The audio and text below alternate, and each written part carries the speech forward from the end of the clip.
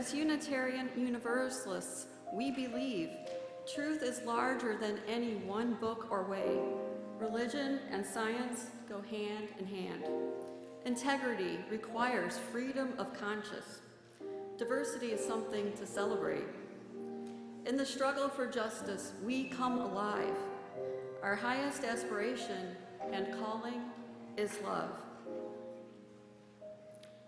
Whomever you are, whomever you love, whatever path you are on, you are welcome here.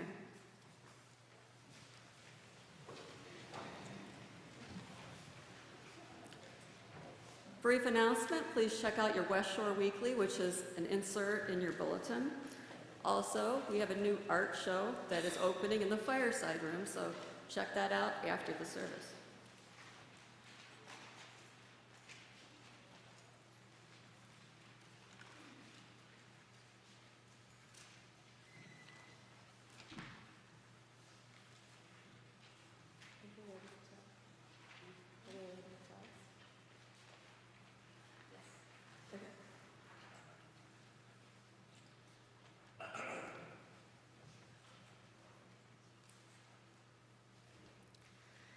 The Great Turning. In these wild, historic, and uncertain times, we gather to remember who we are, who we belong to, and what we are called to do. As we light this chalice, we kindle the spirit of the Great Turning, the movement for justice alive in this nation today. May we feel it in our bones, and in the stillness of this hour, may we sense it calling our name.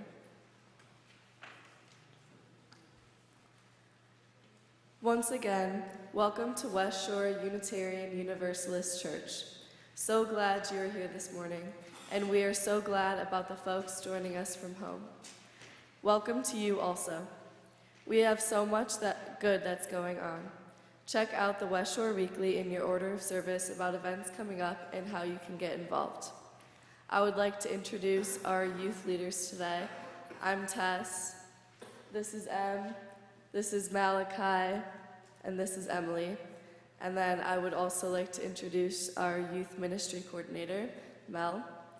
Mel McGuckin has been a West Shore member since 2016 and youth ministry coordinator for nearly 3 years, where she also taught coming of age to West Shore's youth in 2023 to 2024. She has actively participated in various committees, including religious education and worship associates, and facilitates a connection circle. She is also a dedicated Our Whole Lives teacher, believing deeply in OWL's life-saving impact.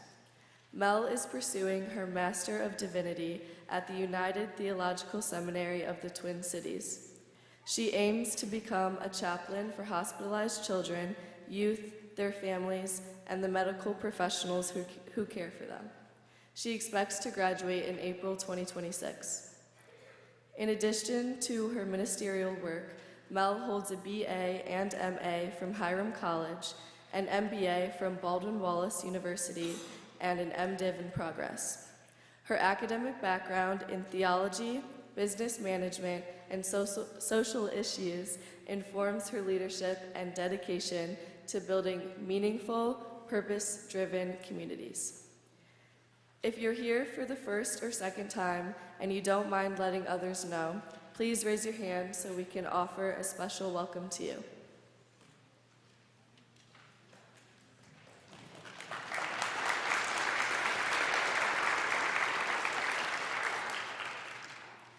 While the children go to their classes, let's greet each other warmly.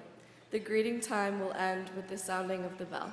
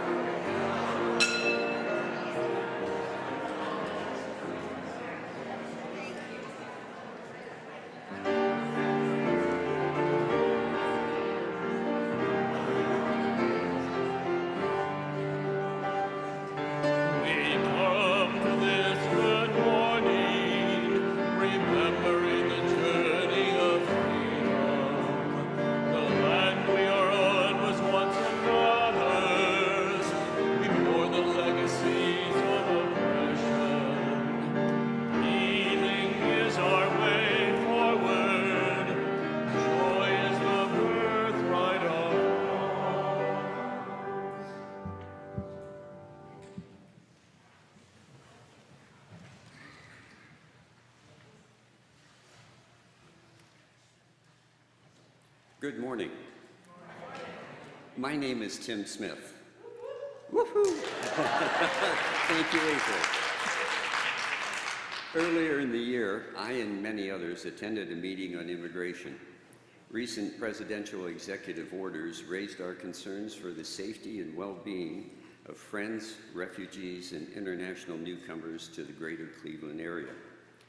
We learned of the financial hardships the stop order created for organizations like the Hope Center, Catholic Charities, May Dugan, and Refugee Services Collaborative. Here to tell us more about RSC is the Executive Director of Resource Cleveland and one of the 7 elective Executive Committee members of the Refugee Services Collaborative of Greater Cleveland. Let me introduce our guest today, Mr. Patrick Kearns. Pat?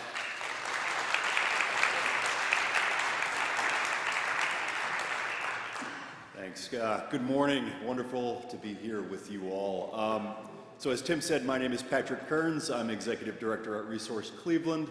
We're a local organization that provides a wide range of support services to newcomers, especially teens and young adults. Today I'm here in a different capacity. I'm here as the Executive Committee member of the Refugee Services Collaborative.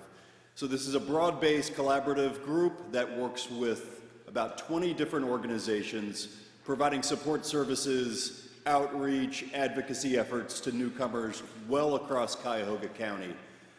If you recall, at the end of last year, when we were running up into the general election, hundreds of millions of dollars went into an advertisement campaign that the overwhelming majority was telling the story of immigration in a negative context.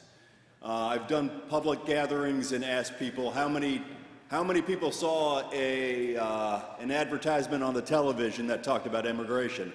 100% of hands raised. And how many of those were positive? 0 hands raised. That's had a real impact on the families that we serve. It's had a real impact on the legislation that we've seen happen. And what I can say definitively, without any blinking, is that it is a stark contrast to the reality that we see in this work every single day.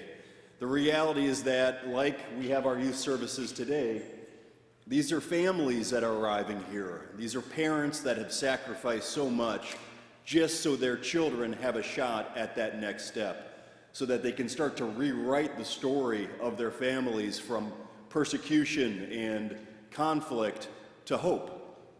And it breaks my heart that so much of our nation right now has looked at these people who have survived so much, not for who they are as survivors, not for who they are as families that are in our community, but as the other. And so what our work here and with the collaborative is to turn that tide, to tell the true story that we see every day, that these are families looking to rewrite the narrative of their lives here. They make our community better. It is an absolute pleasure to serve alongside of these people every single day that I'm in this work.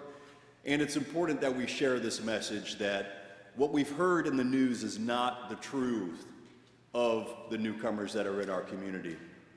So a lot has happened. There's a lot of uncertainty right now. There will continue to be a lot of uncertainty. We are looking at the revocation of temporary protected status for hundreds of thousands of people across the country, many of whom are in our communities here. There are thousands of Ukrainians that are in Parma. There are hundreds of Afghan families who are looking for this next opportunity that have come here that work.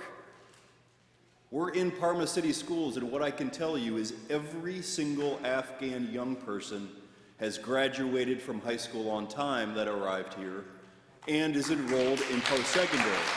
Every one. And we're also at a situation right now where they're enrolled in university and they don't know if they're going to be here 2 months from now. And that's a shame. So this support is so meaningful for us. Any dollar raised goes directly to support the Refugee Services Collaborative and to go directly to families who have had some of this support cut from underneath them. Thank you for having me here today, and what a pleasure to be with this great group of young leaders. Thank you very much.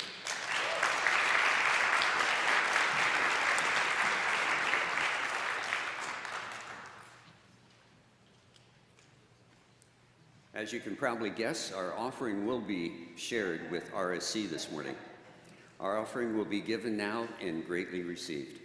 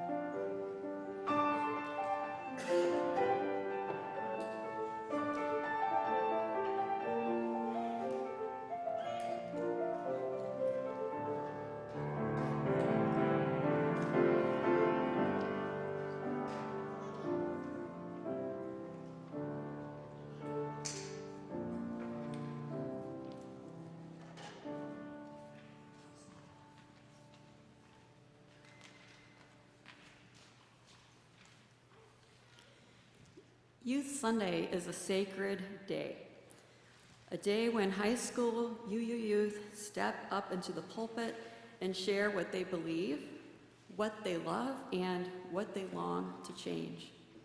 I always cry during Youth Sunday services, every year, and it doesn't matter if I helped the youth prepare or not.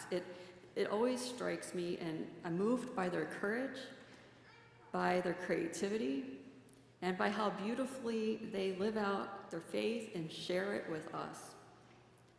Now, it may seem like they spent weeks and weeks perfecting everything, and they might want you to believe that, I'm sure. However, for those of us who work closely with them and have helped with the planning, the youth have their own way of doing things, I think we could say. Their own way, and that includes worship planning. Their timeline doesn't exactly match ours sometimes, and that's completely okay. So when the adults are sweating bullets, and I've been there, the youth are calm.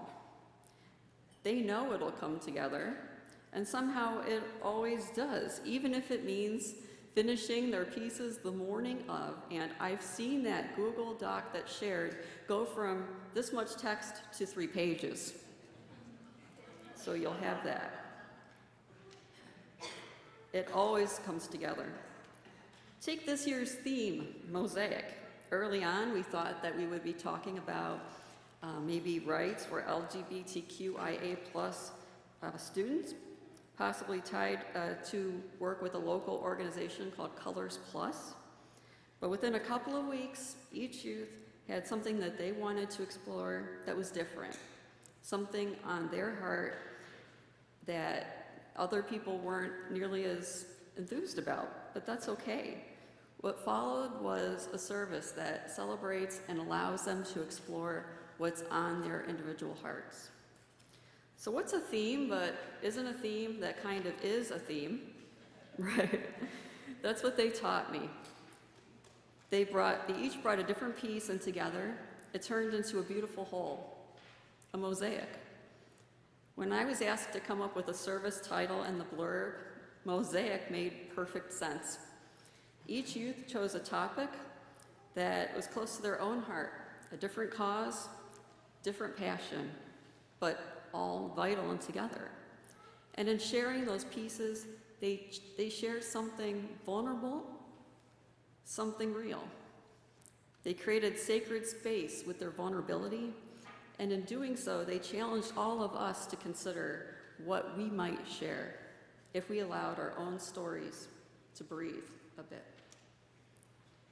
Reminded me of my first day working with the youth over 3 years ago. Reminded me of why I love this work. and how it shaped me, and how it's helped me to clarify my calling, to become a chaplain for children, youth, and their families, and the medical providers who work with them in a hospital setting. I wouldn't have discovered that path were it not for our youth sitting here with us. They've also taught me a lot about youth culture. Like the time I brought what I thought were fun snacks, donuts and brownies, and I got feedback that the food wasn't healthy enough. Who would have thought? But it wasn't healthy enough, and I was impressed. Youth were telling me that brownies and donuts weren't healthy enough. I was on it. So the next week, I brought hummus, veggies, and fruit. No one touched it. I ended up donating it to coffee hour, so many of you probably benefited from that. After that week, back to donuts and treats.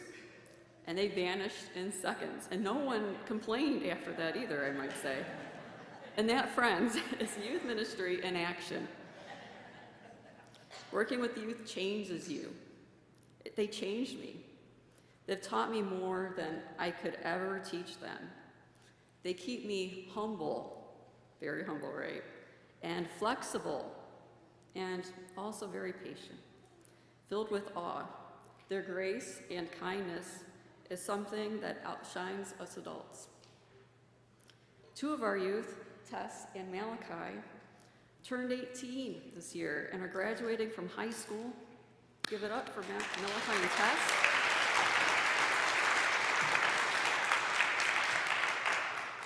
Whether they stay UU or try to explore something else, I hope that our time together gave them something lasting. I hope they'll visit us now and then. My wish for all of our youth is that they take the lessons of this community and go out and make a difference.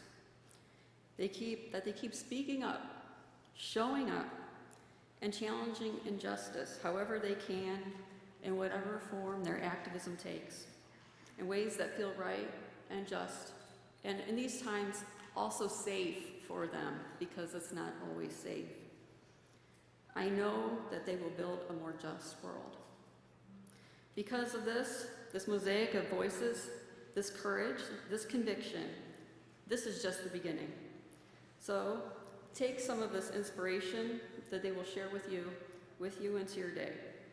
Let them remind you that your voice matters and that your stories have room to breathe. Tessa's up next for her reflection.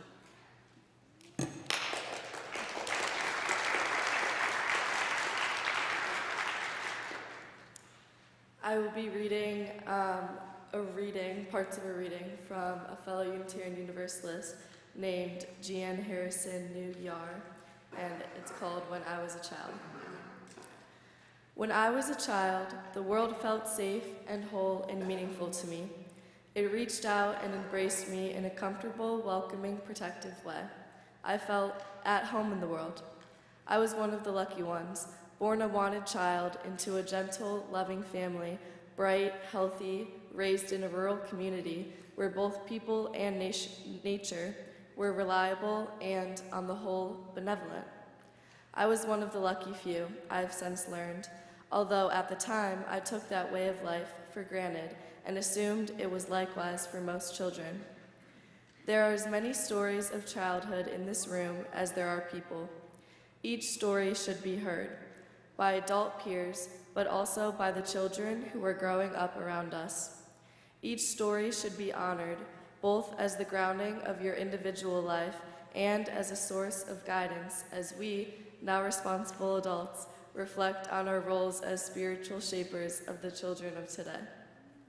It is from our stories, from our lived experience, from our dreams and hurts and hopes, our endurance, that we know what we know.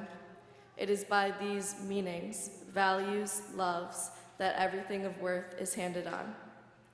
I did have a spiritual life as a child, as all children have spiritual lives. Feelings of awe, wonder, compassion, experiences of connection, of transcendence, mystical experiences. The fields and forests were my playground, as they have been for generations of children, and still are for a lucky few. I can remember moments of lying in a meadow with grass and wildflowers tall above me, vast sky overhead, insects buzzing and brushing by me, moments of near disillusion into the earth, the sky, the grasses, of feeling that the boundary between me and the meadow was a permeable boundary, not clearly defined by the layer of skin on my body, but a gentle merging of me into it and it into me. I think it is appropriate to name such moments as mystical moments, interludes of feeling a transcendent sense of oneness with something larger than oneself. Did you have such moments as a child, in meadows, on riverbanks, or beaches, or mountaintops? For me, they were moments of total peace and contentment. They probably didn't come often or last long, but they were potent. Perhaps for you, such a moment didn't occur out of doors, but rather in the contentment and safety of a particular lap in a particular rocking chair with a particular song hummed around you, or four before ranks of candles, or surrounded by incense, or music, organ, or choir, or orchestra. What were such moments for you? What did you know deep in your heart to be true, spiritually true? Listen to this poem from Shel Silverstein. Once I spoke the language of the flowers. Once I understood each word the caterpillar said. Once I smiled in secret at the gossip of the starlings and shared a conversation with the housefly in my bed. Once I heard and answered all the questions of the crickets and joined the crying of each falling, dying flake of snow. Once I spoke the language of the flowers. How did it go? How did it go? We know with childhood's certainty, we know, and then we forget. Our Unitarian Universalist faith has deep roots in the Transcendentalist movement of the early 19th century, a movement which affirmed that each person can have direct experiences and knowledge of the divine, of the sacred, without any mediation, without the intercession of savior or preacher. When I was a child, there wasn't much on Sunday mornings to compete with going to church. There were no soccer games, no malls, no television programming. There was a Sunday paper thick with comics. There were cows to be milked, and for the moms, a Sunday dinner to prepare. But not much else laid claim on the day. Except for these minimal tasks, work came to a halt. Entertainment and recreation were largely homegrown affairs, so there was no external pull away from family and community. It was easy to go to church. There was nothing to deter one except sloth. It was what most people did on Sunday mornings. There was even a certain peer pressure to go to church, or at least send your children to Sunday school. It was easy to go to church. But that was then, and this is now. Now, making time and place in our lives for the sacred is an uphill struggle. Religious community now is viewed as an optional kind of add-on, to be dabbled in when it is convenient, to put on the list of resolutions in seasons of new beginnings, like intentions to diet and to keep one's desk free of clutter. It is to be fit into one's weekend if there isn't too much else going on, if there are no house guests or sports playoffs, if the laundry and bills are caught up, and the leaves are raked, and the garden is in, and the ski season hasn't started yet. It is not assumed and easy. It is not in our collective cultural consciousness a high priority. We are a secular culture. Whatever our personal, private convictions may be, publicly, collectively, we honor technology and human achievement. We invest in material goods and value the dollar above all else. We may nod politely to the spiritual life, but do not really allow any room for the transcendent to be weighed seriously in our shared journey of life, liberty, and the pursuit of happiness. For any individual or family to place a valuing of the spirit and of religious community high in their priorities, they must swim upstream against a current of materialistic secularism. We must become countercultural, gathering our determination and gathering together in community to resist the mighty forces of secularism.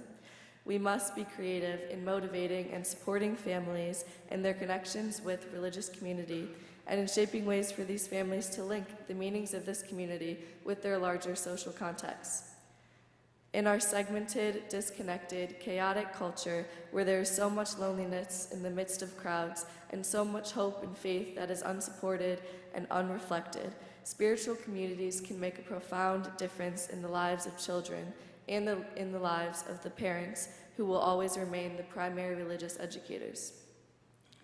In Africa, there is a tribe that counts a child's birthday from the day it first appears as a thought in the mother's mind.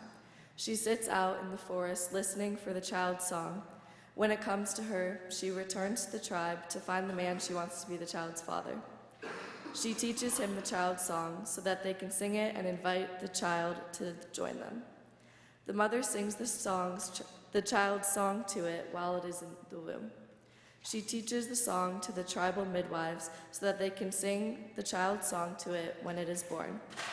The whole village learns the child's song so that when it is hurt, it can be held and enfolded in its song.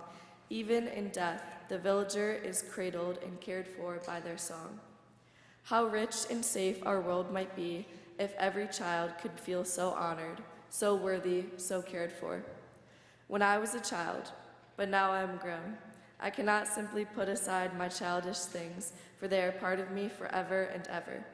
They are within me, but I must add to these childish things the adult responsibility for shaping the religious nurture of children of today. What a gift and a privilege that is. What a gift and a privilege is before us. Let us be intentional and collaborative in carrying forth this work. Thank you.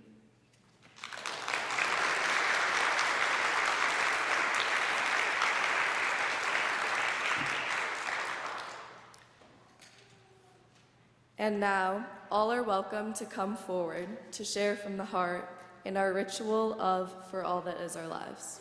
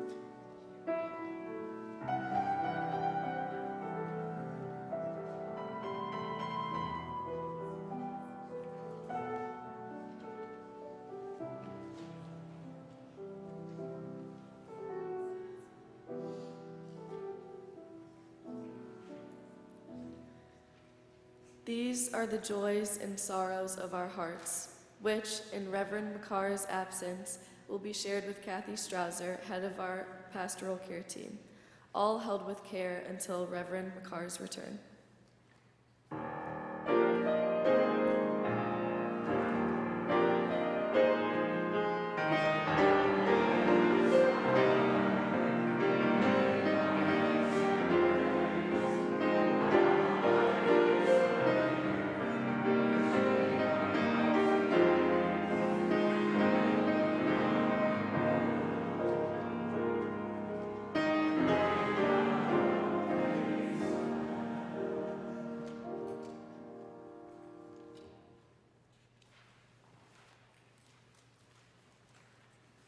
As Mel said earlier, I just whipped this up. Oh.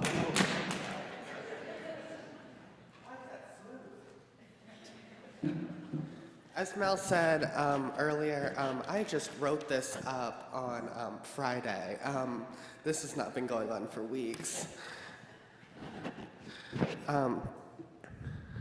Google defines a mosaic as a picture or pattern produced by arranging together small colored pieces of hard material such as stone, tile, or glass.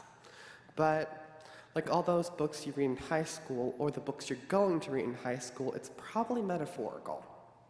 But sadly, this is a church, so it's way more metaphorical than that long quote your teacher spends the whole class analyzing on something simple like he was wearing a black hat saying it was the best quote in all of literature because it's so deep and shows darkness over light, but really, he's wearing the hat because it's summer and doesn't want light in his eyes.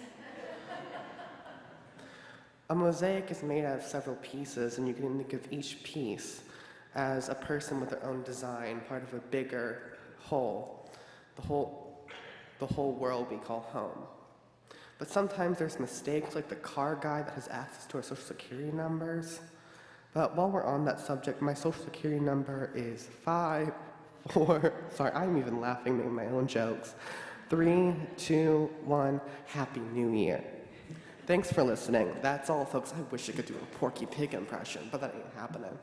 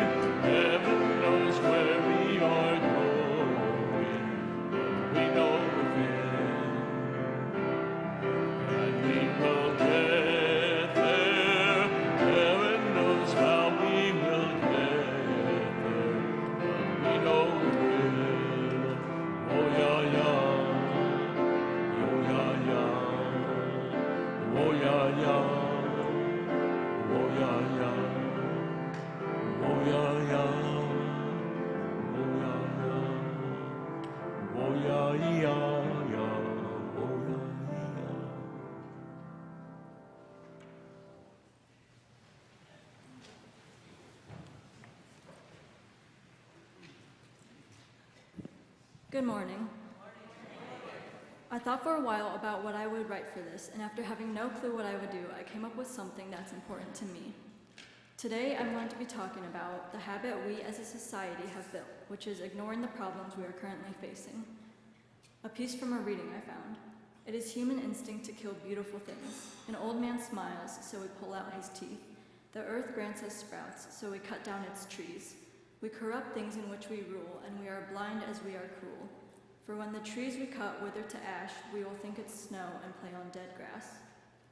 In a time where we are bombarded with information, it can be all too easy to tune out the chaos and challenges surrounding us. Whether it's climate change, social injustice, or the alarming rates of gun violence, these issues demand our attention, but we still choose to look away. For example, increasing tax rates for the poor, lowering them for the rich, but people will still support that guy in office because they personally benefit. Ignoring these problems not only worsens them, but also hinders us as a society. So let us not be blind, let us learn, educate ourselves, and say something. Thank you.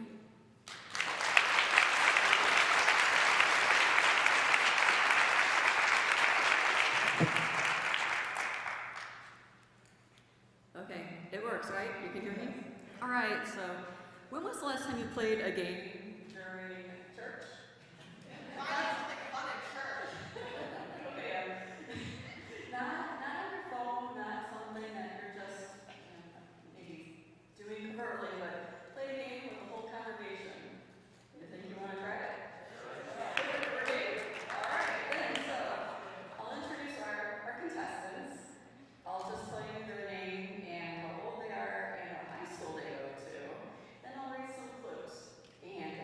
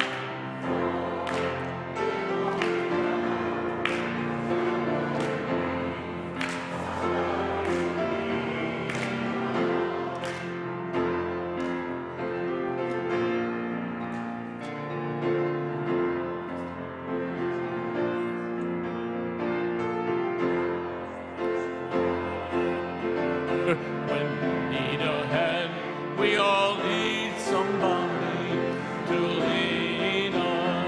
I just might have a problem that you understand. We all need somebody to lean on.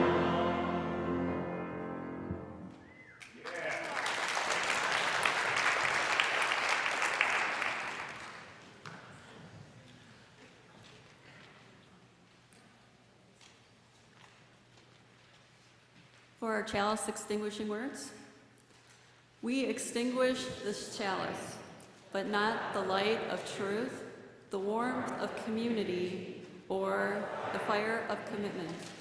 These we carry with us until we meet again.